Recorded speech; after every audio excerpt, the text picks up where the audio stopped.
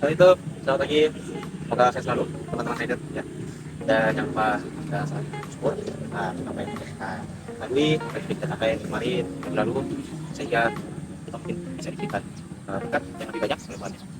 Oke, teman-teman ya. Jadi pagi ini saya ingin membuat suatu pembahasan ya, satu video pembahasan karena ada yang bertanya, ada orang yang ibaratnya bertanya mengirim ke saya, eh, bagaimana caranya gitu saya merubah mentality saya karena dia sadar bahwa mungkin apa yang dilakukan sekarang itu memang salah, tetapi memang mindsetnya saat itu seperti itu. Jadi solusinya apa gitu ya. Jadi simpelnya begini teman-teman.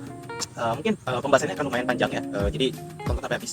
Jadi kita asumsikan dulu seperti ini bahwa manusia itu memang dia apa ya, tidak ada yang benar-benar kosong gitu. Manusia akan membawa ya knowledge-nya, mentalitinya berdasarkan dari lingkungan, pengalaman dan segala macam hal yang dia apa ya alami gitu ya, dan dia jadikan itu kadang sebagai rasionalitas untuk menentukan keputusan.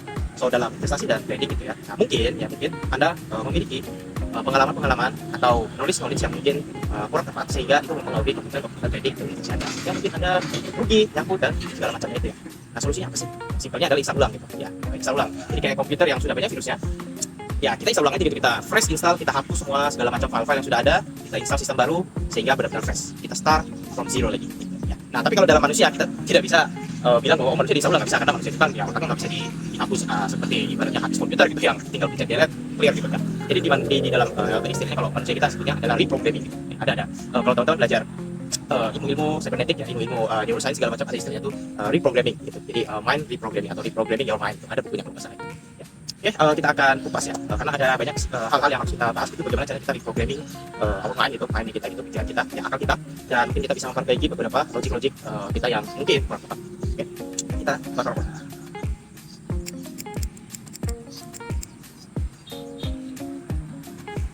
Oke, jadi gini teman-teman, selama saya ibaratnya belajar ya atau masuk dan menjadi praktisi di dunia investasi dan trading ini, saya banyak belajar dengan beberapa mentor, guru-guru besar saya, profesor yang mengajarkan saya banyak hal ya, sehingga saya bisa seperti ini gitu, saya bisa memperbaiki kehidupan saya, tidak nyangkut-nyangkut ya, tidak boncos, tidak nyalahin orang gitu segala macam.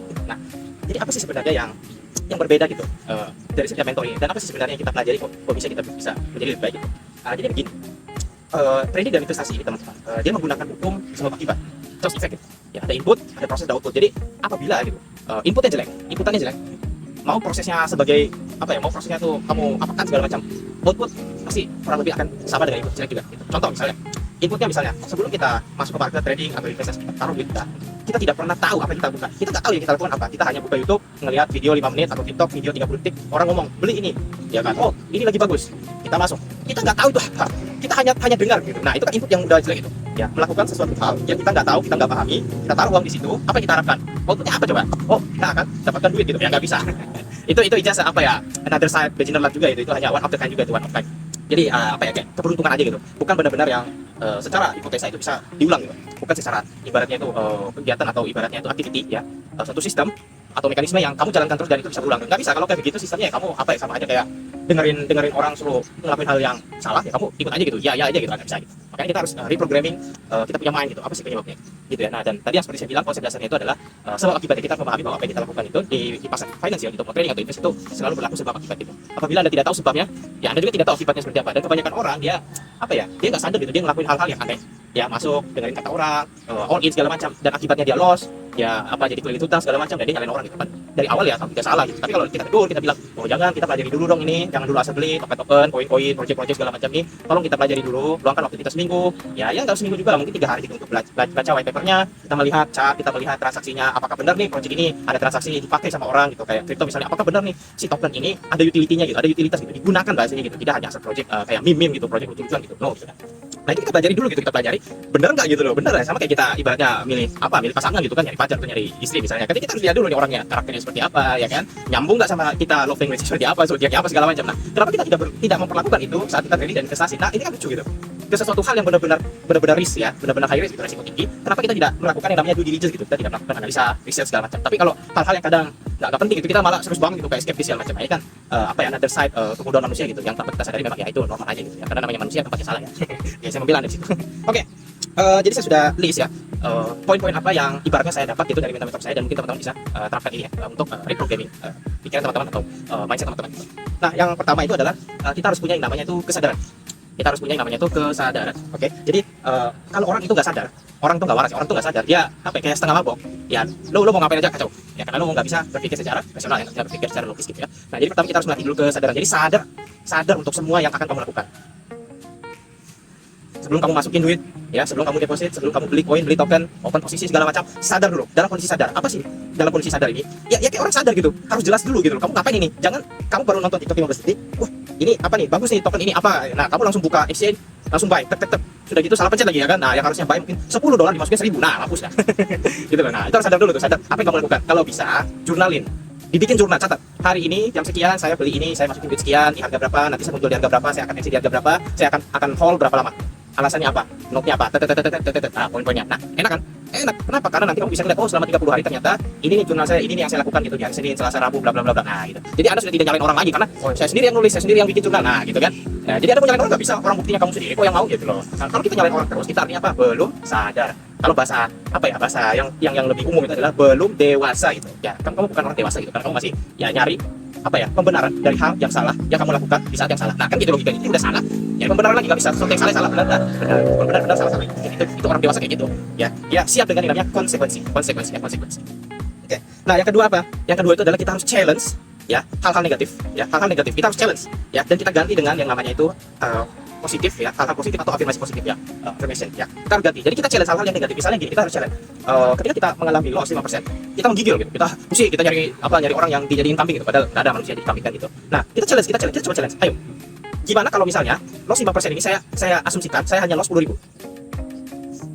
Kita challenge dari yang tadinya anda takut loss 5%, ya anda challenge, oke, saya beli mungkin hanya masuk $2 ketika loss 5%, atau saya masuk berapa ketika loss 5% hanya loss 10.000, anggap kayak gitu ya. Anda masukin dulu mungkin $20, $10 masukin, ketika loss 5% atau 10% nilainya 10.000, nggak panik, biasa aja kan? Iya biasa aja, karena Anda tiap hari 10.000 itu ibaratnya kayak uang parkir aja gitu loh. Yang bikin Anda panik itu kenapa? Bukan persennya, tapi nominalnya. Kadang loss 1% aja udah panik, loss 5% udah panik, 10% udah panik, karena nominalnya besar, karena Anda masuknya terlalu besar, porsinya terlalu besar, resiko resize-nya terlalu besar gitu. Anda tidak bisa ngatur itu mental sama resiko Anda gitu ya. Analogi yang bisa saya kasih tahu begini, ini adalah salah satu logik yang diberikan mentor saya, bahwa jangan resikokan ya nilai atau nominal kerugian itu ya itu lebih dari penghasilanmu per hari kayak gitu. Jadi kalau satu hari misalnya penghasilan kita itu 200.000, anggap ya gaji kita dibagi 30 itu misalnya 200.000 per hari ya, misalnya gaji Anda 6 juta 7 juta gitu ya. Jangan sampai Anda satu hari itu loss lebih dari 200.000 ya. Mungkin 100.000 atau 50.000 aja cukup. Nah sehingga apa? Your mind ya tenang nggak panik gitu. Itu caranya men-challenge hal-hal negatif gitu. Dan itu banyak ya contohnya gitu ya. Nah itu cara kita men-challenge ya. Jadi orang-orang kadang gimana ya, baru loss 5%, 10% udah panik gitu. Pas saya lihat, wah kenapa kamu panik ini? Ini kan baru 10%, sedangkan kenaikan dari si token atau si aset kelas itu kan bisa ratusan persen. Ya karena porsinya besar banget ternyata gitu loh. Dia ibaratnya gaji per harinya aja, penghasilan per harinya 200.000, dia minus itu sampai 600.000 di hari itu. Ya iyalah kamu panik.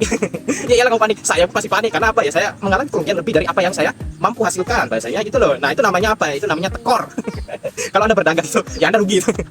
ya itu ya, jangan Anda panik gitu. Dan itu wajar pasti panik gitu. Nah solusinya apa ya? Kurangnya aja position size risknya dikurangin. Jangan terlalu besar lah gitu resikonya gitu ya. Main pelan-pelan aja gitu, trading invest pelan-pelan aja, nggak usah kayak kayak pengen langsung jadi raksasa gitu, monster besar gitu, nggak bisa gitu. Anda mengalami kesalahan berpikir kalau Anda langsung besar gitu, dan Anda percuma juga nonton video ini kalau Anda masih ngelakuin hal itu ya. Jadi itu ya, jadi kita harus ibaratnya challenge ya negatif tadi, hal-hal negatif tadi ya, dan kita harus afirmasi gitu ya. Intinya pasti ada solusinya gitu, segala macam masalah di dunia ini itu ada solusinya. Buktinya ada penyakit, ada dokter gitu kan ya. Kalau ada penyakit dan gak ada dokter, manusia udah mati gitu, udah punah gitu kan, udah minum racun semua gitu loh. Ya jadi kembalikan lagi ke dalam diri Anda bahwa ternyata selama ini mungkin ya resiko yang saya gunakan terlalu besar, atau mungkin ya Anda melakukan segala sesuatu itu disuruh orang, bukan karena Anda sendiri gitu, bukan karena kemauan Anda sendiri. Jadi ngelakuin sesuatu itu impulsif aja gitu, orang suruh apa lakuin. Nah itu salah juga ya, itu udah salah, itu tidak boleh dilakukan dari ceroboh. Oke ya, semoga teman-teman memahami itu ya, poin kedua saya gitu ya. Oke, kita lanjut ke poin ketiga. Poin ketiga itu kita harus set goals ya yang dapat dicapai. Ya yang dapat dicapai ya. Jadi kenapa saya bilang dapat dicapai? Karena begini, banyak orang-orang dungu di luar sana yang modal 10 juta jadi 100, modal 10 jadi 200, itu aduh nonsense itu, serius. Ya Anda harus 10 1000% itu aduh nggak bisa gitu ya. Set goals itu ya masuk akal aja, misalnya Anda punya uang 10 juta, ya Anda bisa dapat 2 juta. Nah itu udah benar-benar goals yang make sense gitu ya. Jadi Anda punya uang 10 juta, Anda masukin, Anda beli, ya Anda bisa untung 2 juta 3 juta ya, 20 sampai 30%, Anda TP. Nah itu udah bagus ya. Itu bagus banget gitu. Nah, tapi kalau Anda bisa 10 juta jadi 100, nah itu ya menurut saya itu ya Anda halu gitu. Anda halu ya, Anda dungu juga gitu, otaknya memang ada masalah gitu ya. Intinya begini, greedy itu kan memang datang itu karena apa ya? Ketidakmampuan kita memahami ya apa yang bisa kita hasilkan. Itu tuh greedy itu kayak gitu. Jadi orang-orang greedy itu kan sebenarnya orang yang tidak tahu berapa yang bisa dihasilkan. Jadi dia apa yang menetapkan target-target dan nonsense rasanya gitu. Kan logikanya begini teman-teman. Misalnya kita kerja, gaji bulanan kita misalnya 10 juta. Ya, kalau kita bisa menghasilkan 1 tahun ya 10 sampai 20 itu kan sudah bagus. Artinya kita mengalami peningkatan 20% dari penghasilan kita. Itu udah bagus gitu loh. Anda nggak butuh. Oh, saya mau ngasilin 100. Wah, saya mau ngasilin 200. Waduh.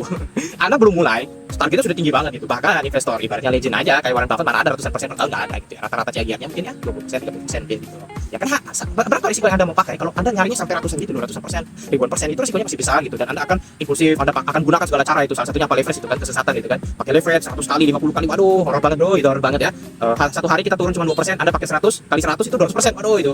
Ya saya sendiri kalau saya melakukan hal yang seperti itu, ya habis lah semua yang kita cari, uang yang kita cari, aset-aset yang kita cari, semua itu udah apa digadai, udah hilang gitu.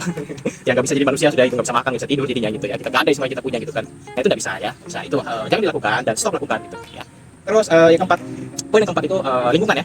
Ya jadi saya sadar bahwa lingkungan itu penting banget. Jadi carilah lingkungan yang bisa suportif, kasih pengaruh positif. Contoh misalnya kalau di lingkungan Anda, ketika Anda mungkin mengobrol gitu, oh saya lagi ada belajar investasi sini gitu, terus mereka bilang ngapain investasi judi segala macam, nah bisa jadi itu gak cocok, gak suportif gitu ya. Takutnya apa, mereka bisa apa ya, mempengaruhi your mind gitu, pikiran Anda bahwa oh ini ternyata judi nih atau apa gitu. Oh jangan, takutnya nanti Anda goyang gitu, Anda tidak apa ya, tidak optimis lagi gitu ya. Cari teman-teman atau cari sahabat, cari komunitas ya, join komunitas yang ibaratnya bisa mendukung Anda suportif. Jadi ketika Anda ada masalah atau Anda ingin mempelajari sesuatu, Anda bisa tanya ke mereka, saya kemarin nih ada riset nih tentang token ini misalnya apa, oh bisa nggak sih kamu jelaskan tentang saya mekanismenya seperti apa, kenapa ya dia bisa dapat sekian-sekian gitu. Nah ya itu banyak, saya juga sendiri belajar teman-teman gitu ya, guru-guru saya banyak. Jadi misalnya saya tidak tahu tentang DeFi gitu, DeFi itu apa sih, kenapa sih DeFi ini kita bisa lending, kita bisa borrow, kemudian kita bisa restaking segala macam itu, oh istilah-istilah aneh gitu kan. Jadi saya belajar gitu, saya ikut webinar, ikut Zoom ya. Kita kan bodoh, kita nggak tahu, kita belajar gitu ya, kita mempelajari oh caranya seperti ini, ternyata DeFi menghasilkan uang, oh kenapa nih ada gas fee, kenapa ada fee segala macam, oh ini alasannya segala macam gitu loh, dan ini dipakai untuk apa ya, fee itu segala macam. Nah kan kita ibaratnya ilmu gitu, dapat ilmu. Nah kalau kita tidak punya apa ya,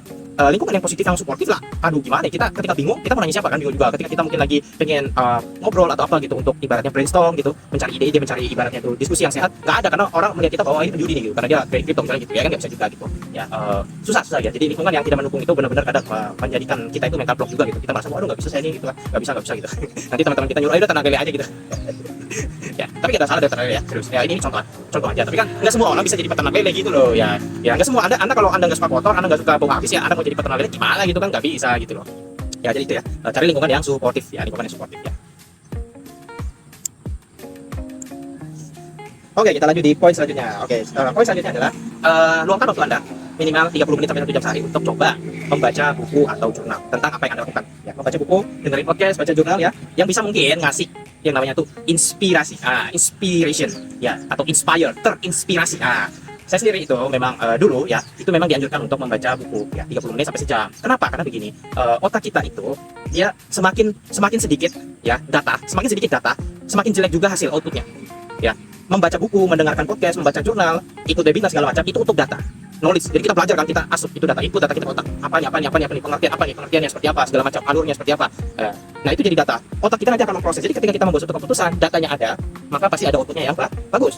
Nah sekarang gini, orang membuat keputusan nggak ada data, dia nggak belajar sesuatu, dia nggak tahu itu apa. Ya dia membuat keputusan jadi apa? Yes and no aja, tapi nggak tahu why-nya. Gitu. Beli atau enggak, kayak gitu aja. Tapi nggak ngerti kenapa beli, kenapa enggak. Nah dia nggak tahu itu karena nggak ada data. Ya, no data gitu ya, nggak ada data mau ngomong apa, dia nggak bisa make decision gitu. That's the point.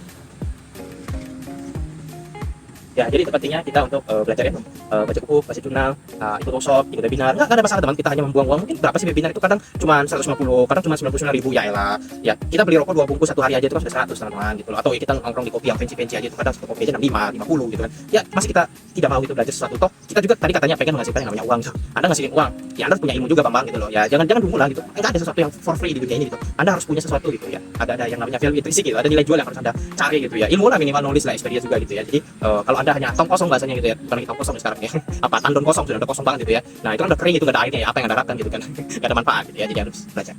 Oke, poin selanjutnya itu adalah ini berhubungan dengan spiritual ya. Jadi amalkan rasa syukur itu dulu ya. Ini berat, kenapa saya bahas ini? Karena saya sering menemukan ini orang-orang yang ibaratnya apa ya, sudah profit 30-40%, udah cuan gitu, dan itu lumayan gitu ya. Dia beli misalnya 30-40 juta, udah cuan sekian itu udah lebih dari 10 juta.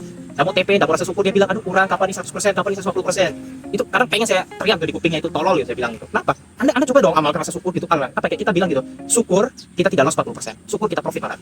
Ya kalau bisa kita ambil profitnya sebagian, nikmati gitu ya. Kita beli makan yang enak ya, kita beli baju piyama yang enak ya, kita beli kasur atau kursi yang enak buat kita santai. Wah itu rasa syukur teman-teman. Jadi anda jangan malah udah dapat 40%, udah cuan mungkin hampir 10 sampai 15 juta, Anda malah bilang kurang nih ya, harusnya 30 juta dong profitnya, 40 juta. Aduh, nggak bisa kayak gitu teman-teman ya. Kalau kayak begitu teman-teman, itu gunung aja kalau bisa dibelah, Anda belah itu ujung-ujungnya gitu. Karena saking Anda tidak bersyukur gitu loh. Bahaya itu menurut saya ya. Itu bahaya, itu apa ya?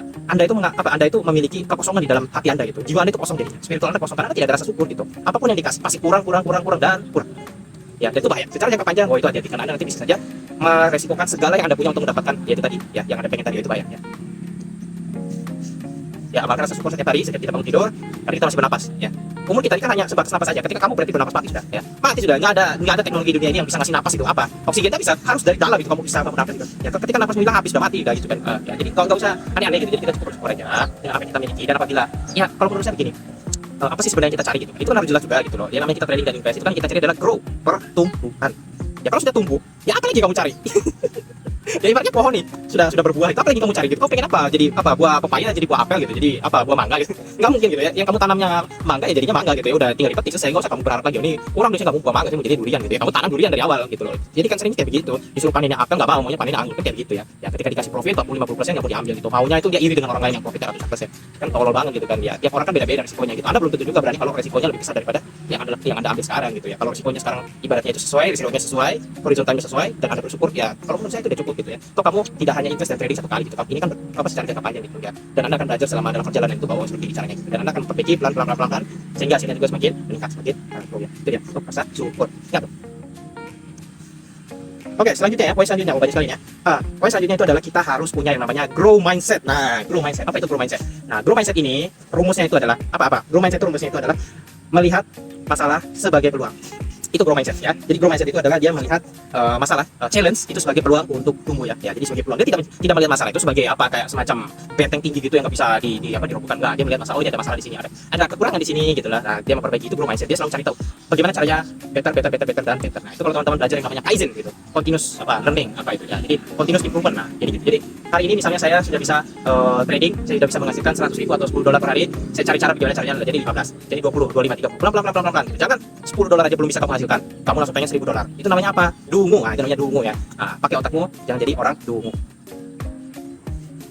Ya itu ya, jadi kita harus punya grow mindset ya. Ketika ada masalah, kita melihat masalahnya di mana, kita uraikan apa penyebab masalahnya, faktor-faktor apa, variabel-variabel apa, bagaimana cara mencari solusinya. Apabila solusinya tidak Anda temukan, bertanya sama yang ahli. Itu ya. Jadi kalau Anda tidak tahu, Anda bertanya dengan yang ahli. Ingat ini kata-kata saya, bertanya pada yang ahli, pada praktisinya. Jangan tanya sama orang yang kamu ketemu di jalan ini gimana nih? Atau kamu nanya orang di internet. Nah, itu dungu lagi ya. Kamu nanya orang di internet yang tidak tahu siapa kamu, dan kamu hanya berharap di komen. Oh, gini aja bang. Itu tolol. Ya, Anda itu resikonya pakai uang Anda. Kenapa Anda tanya orang di internet? Aneh gitu, enggak guna gitu. Jadi jangan never do that. Ya. Oke, poin terakhir ya, sepertinya udah selesai ya. Poin terakhir itu adalah ini namanya bahasanya itu adalah evaluasi ya. Lakukan evaluasi bertahap. Ya, lakukan evaluasi secara berulang evaluasi. Kenapa kita harus evaluasi? Nah, karena begini, kita tidak akan pernah tahu yang kita lakukan itu benar dan salah sampai kita punya data. Kalau satu kali itu belum bisa dikatakan benar dan salah. Ya, tepat atau tidak belum bisa. Kita harus punya data misalnya dalam 6 bulan tuh. Kita bisa melihat bulan 1, bulan 2 sampai bulan 6 bagaimana gitu. Apakah makin menurun, loss terus, profit terus atau seperti ini atau apa. Nah, kita bisa melihat apabila kita portfolio kita turun terus, bisa jadi mungkin salah strateginya, kita salah. Ya, ganti strategi selesai atau perbaiki strategi itu. Apa penyebabnya gitu ya. Evaluasi terus, evaluasi. Penting. Kalau Anda tidak evaluasi, gimana caranya Anda tahu gitu ya? Anda tahu gimana gitu. Coba kalau Anda nggak evaluasi gitu. Anda mau tanya siapa, nggak ada gitu. Trading dan investasi ini kan individu banget gitu ya, sangat spesifik gitu. Subjek banget gitu. Nggak bisa disamakan gitu. Cara saya berinvestasi dengan Anda itu kan beda gitu. Cara orang atau mentor saya juga berinvestasi dengan saya juga beda gitu. Jadi saya nggak bisa ngikutin cara mereka. Masa mentor saya masuk satu kali posisi $10.000 saya harus ikutin kan? Saya punya uang mungkin tidak sebanyak dia kan gitu ya. Saya masuk aja mungkin $100, $200 kayak gitu. Jadi ya kita evaluasi gitu. Apa sih penyebabnya? Kalau misalnya jelek, hasilnya performanya jelek, ya apa penyebabnya? Kita cari why-nya gitu dan kita cari solusinya gitu. Gimana caranya kita fix?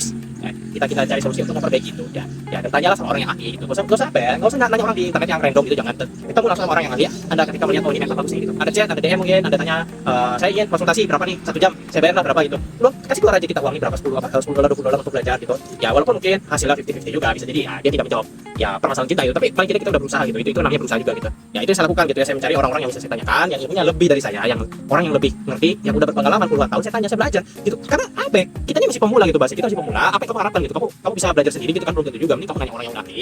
Ya dia bisa ngasih nasihat, ngasih yang namanya tuh direction ya, arah gitu. Oh, ini nih harusnya begini gitu, caranya begini gitu. Kamu harusnya nih portfolionya jangan sampai lebih dari sekian gitu. Nah, jadi ajarkan. Nah, solusinya ya kita tinggal apa ya? Kita terapin aja, kita catat apa yang diomongkan.